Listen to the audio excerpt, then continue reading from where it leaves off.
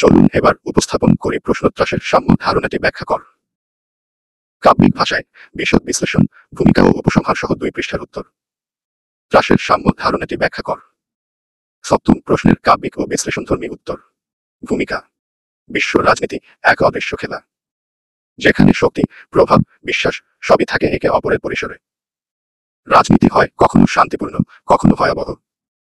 যেখানে দেশগুলোর মধ্যে ত্রাসের সাম্য বজায় থাকে এক ভয়ঙ্কর ব্যবস্থার চাপ। কেউ শক্তিশালী, কেউ দুর্বল, এটাই হয়তো সাধারণ সত্য।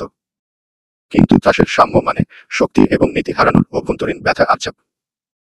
এই তত্ত্ব বুঝতে দেখি ভয় ও হুমকি কিভাবে হয়ে ওঠে রাজনৈতিক কলা, আর ত্রাসের সাম্য কিভাবে পুঙ্খানুপুঙ্খে গড়ে ওঠে রাজনৈতিক মঞ্চের ত্রয়ী কলা। ত্রাসের সাম্য সংজ্ঞা ও ব্যাখ্যা। ত্রাসের সাম্য, মিউচুয়াল আশার ডিস্ট্রাকশন বা ম্যাথ, হলো একটি কৌশল বা ধারণা যে অনুযায়ী দুটি বা ততোধিক পরমাণু শক্তিধর রাষ্ট্রের মধ্যে প্রতিযোগিতা এমন এক পর্যায়ে পৌঁছে যেখানে যুদ্ধের সম্ভাবনা সৃষ্টি হলে যে কোনো পক্ষের জয় কোনোভাবেই সম্ভব নয়, বরং ধ্বংস নিশ্চিত হয়। এই তত্ত্ব অনুযায়ী দুটি শক্তিশালী রাষ্ট্র যখন জানে যুদ্ধে তাদের পরমাণু অস্ত্রের ব্যবহারে একে অপরকে পুরোপুরি ধ্বংস করবে, তবে কেউই আগ্রাসী হতে সাহস পায় না, কারণ পরিণতি ভয়াবহ এবং মহাবিনাশের। ত্রাসের সাম্যের বিশেষ দিকসমূহ: 1. পরমাণু অস্ত্রের ক্ষমতা। এটি ত্রাসের সাম্যের মূল উপাদান, বিশ্বের শক্তিধর রাষ্ট্রগুলোর পরমাণু অস্ত্র, যার মাধ্যমে পরস্পরের ওপর প্রতিশোধের ভয় সৃষ্টি করা হয়।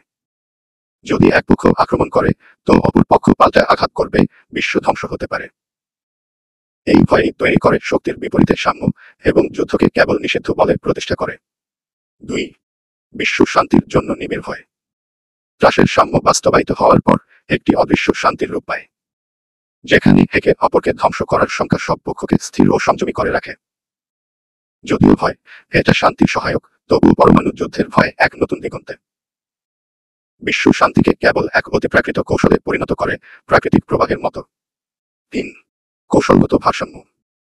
ত্রাসের সাম্য একটি কৌশলগত ভারসাম্য তৈরি করে, যেখানে কোনো পক্ষই অগ্রসর হতে পারে না, কারণ কোনো পক্ষেরই যুদ্ধের লাভের সম্ভাবনা নেই।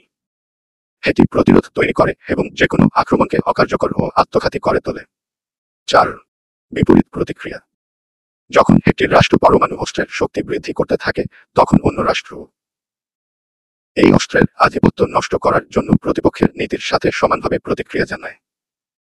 এভাবে দুটি শক্তির মধ্যে প্রতিযোগিতা বৃদ্ধি পায়, কিন্তু একে অপরকে ধ্বংসের থেকে সরে যায়। ত্রাসের সাম্য বাস্তব জীবনে। 1. আমেরিকা ও সোভিয়েত ইউনিয়নের সম্পর্ক।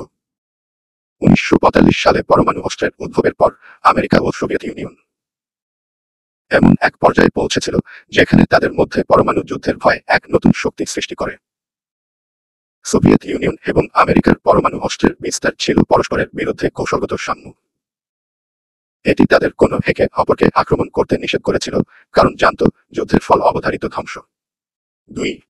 ভারত ও পাকিস্তানের পরমাণু যুদ্ধের দিক নির্দেশনা।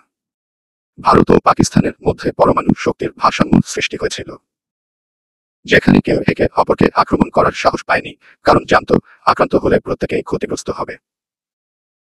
এই ত্রাসের সাম্য পাকিস্তান ও ভারতের মধ্যে দীর্ঘ সময় শান্তি বজায় রেখেছে, যদিও চূড়ান্ত সংকটের আশঙ্কা কখনো একেবারে উড়িয়ে দেওয়া যায় না। উপসংহার: ত্রাসের সাম্য এক অদ্ভুত বৃষ্টি, যেখানে যুদ্ধের প্রস্তুতি ছাড়া শান্তির সম্ভাবনা নিশ্চয়ই থাকে ক্ষীণ।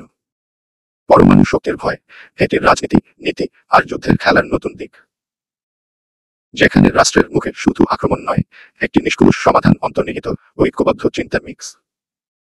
বিশ্ব শান্তির গুণগত উন্নতির জন্য ত্রাসের সাম্য এক বিষণ্ণ দৃষ্টান্ত, যেখানে মানবতা দাঁড়িয়ে থাকে যুদ্ধের ফলে যে সৃষ্টি হয় অপূরণীয় ক্ষতির অংশান্তর। এমন শান্তি যেখানে সবার প্রহার যে প্রথম শুরু করবে তাদের জন্য থাকে এক মহাদুর্ঘটনা। এটাই ত্রাসের সাম্যের বাণী, তা সদা সতর্ক ও সচেতন। পরবর্তী প্রশ্ন: শক্তি সাম্য ও ত্রাসের সাম্যের মধ্যে পার্থক্য ব্যাখ্যা কর। দিতে প্রস্তুত? বলুন, ক্যারি অন।